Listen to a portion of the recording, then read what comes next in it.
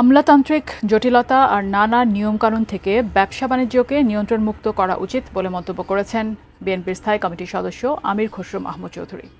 রাজধানীর একটি হোটেলে Bangladesh garment buying house association BGBA আয়োজিত তৈরি পোশাক খাতে বর্তমান সংকট ও পুনরুদ্ধারের পথ নিয়ে আলোচনা সভায় তিনি এই মন্তব্য করেন। অনুষ্ঠানে বিজিবিএ সভাপতি মোহাম্মদ মোফাজ্জল হোসেন পাভেল বলেন, সংশ্লিষ্টদের সাথে আলোচনা না করে পোশাক খাতের রোড ম্যাপ তৈরি করছেন আমলারা, ফলে এই খাতের সমস্যার সমাধান হচ্ছে না। নিরাপত্তাহীনতা আর অনিশ্চয়তার কারণে ক্রেতারা অন্য দেশে ক্রয় আদেশ দিচ্ছেন বলেও দাবি করেন তারা।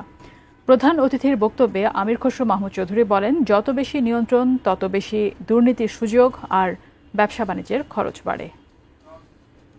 বাংলাদেশ কিন্তু একটা over regulated country, sorry to say this, it's over regulated, এবং যত ওভার রেগুলেটেড হবে তত বেশি সুবিধা। কার সুবিধা? ব্যবসায়ীর কোনো সুবিধা নেই। সুবিধা হচ্ছে যারা রেগুলেশন করছে, এক্সিকিউট করছে, তাদের সুবিধা। আর যারা ফাঁকি দিচ্ছে, যারা চুরি করছে, তাদেরও সুবিধা। যে লোকগুলো অনেস্ট ব্যবসা করছে তাদের জন্য একেবারেই সুবিধা নেই।